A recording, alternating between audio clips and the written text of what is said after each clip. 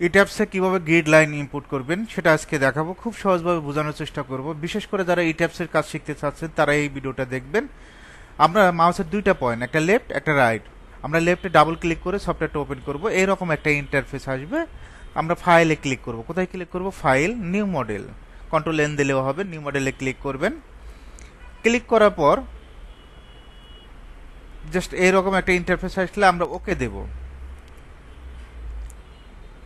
ওকে দেওয়ার পর এখান থেকে number of grid line X direction, number of grid line Y direction. এখন এক্স ডিরেকশন কি ওয়াই ডিরেকশন কি এই দুইটা বোঝার জন্য অবশ্যই অটোক্যাড ফাইলে যাইতে হবে।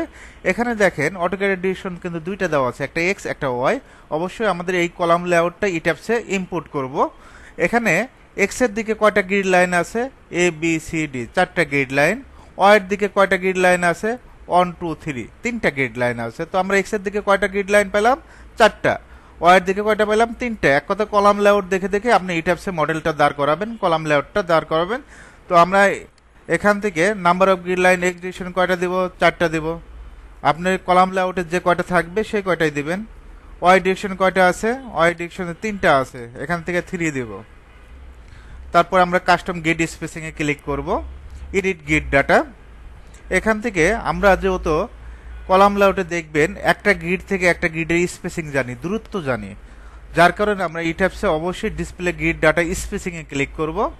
ক্লিক করার পর প্রথম গ্রিড লাইনের মেজারমেন্ট 7 ফিট 5 ইঞ্চি আমরা দিয়ে দিব। জাস্ট ইট্যাপসের কাছে একেবারেই সহজ, অনেকেই কঠিন মনে করে, কঠিন কিছু নাই, একেবারেই সহজ। জাস্ট সিস্টেম অনুযায়ী কাজ করতে হবে। 7 ফিট 5 ইঞ্চি অটোমেটিকভাবে ফিটে নিয়ে নেবে। তারপরেরটা 13 ফিট 10 ইঞ্চি দেখে দেখে মেজারমেন্ট দিয়ে দিবেন। 13 ফিট 10, ওকে। 16 ফিট 10 ইঞ্চি আপনার কলাম লেআউটে যে মেজারমেন্ট থাকবে সেই মেজারমেন্ট অনুযায়ী দিয়ে দিবেন। এটাই যে দিতে হবে এমন কোনো কথা নাই। তো আপনার কলাম লেআউট অনুযায়ী দিতে পারবেন। এই দিক থেকে 11 ফিট 3 ইঞ্চি, 12 ফিট 10 ইঞ্চি। তো আমরা ওয়াই ডিরেকশনে যাব।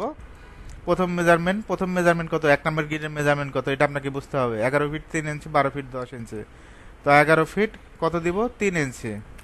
আর এইদিকে 12 ফিট 10 ইঞ্চি। এন্টার দেব। এখানে বাবুল সাইজটা অনেক বড় দেখা যাচ্ছে। আমরা বাবুল সাইজটা এখান থেকে 30 করে দিব, 30 করে দিব। 30 করে দেওয়ার পর আমরা ওকে দিব। এখান থেকে story dimension, number of story, আপনি কত তলা করতে চাচ্ছেন। আমি যেহেতু 5 তলা করব, তাহলে আমরা এখানে 5 দিব। আরো দুই এখানে কিছু কথা আছে। যেহেতু 5 তলা হবে, একটা হলো সিঁড়ি ঘরের জন্য এক্সট্রা নিতে হবে, আর একটা হলো শর্ট কলামের জন্য গ্রাউন্ড ফ্লোরের নিচে যেটা হবে। এক কথায় আমরা দুইটা এক্সট্রা নেব। আপনি যদি 8 তলা করেন তাহলে 10, এখানে 10 দিবেন। কত দেব? 10। আমি যেহেতু 5 তলা করবো তাহলে এখানে কত দেব? 7, একটা সিঁড়ি ঘরের জন্য আর একটা হলো শর্ট কলামের জন্য। টিপিক্যাল স্টোরি হাইট এটা 10 ফিট।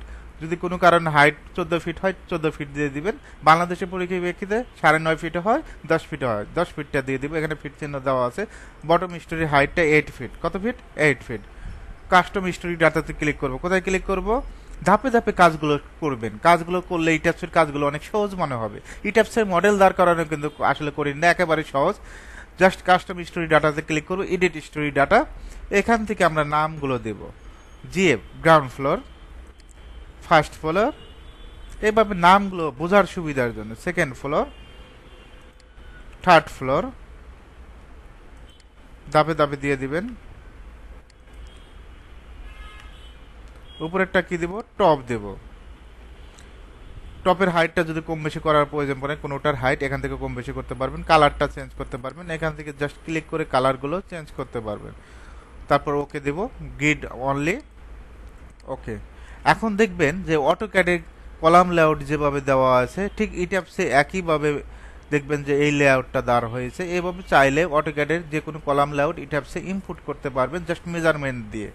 এখানে যদি আপনি এটা লক্ষ্য করেন যে এ থেকে বি, তারপর বি থেকে সি, সি থেকে ডি, প্রত্যেকটা মেজারমেন্ট কিন্তু এই যে এখানে দেওয়া আছে, এখানে যেভাবে শো করছে ইট্যাপসে ঠিক সেভাবে শো করছে। তো ওয়াই ডিরেকশনে একইভাবে এখান থেকে যেভাবে শো করছে ওয়াই ডিরেকশনে এখানে থেকে সেভাবে শো করছে। এখন আমরা ফাইলটা সেভ দিব, কন্ট্রোল এস দেওয়ার পর ডেস্কটপ ক্লিক করবেন। এখান থেকে new file, ETABS, just enter দেব। এখন এই ফাইলটা কিন্তু সেভ হয়েছে কি নামে? New file ইট্যাপস।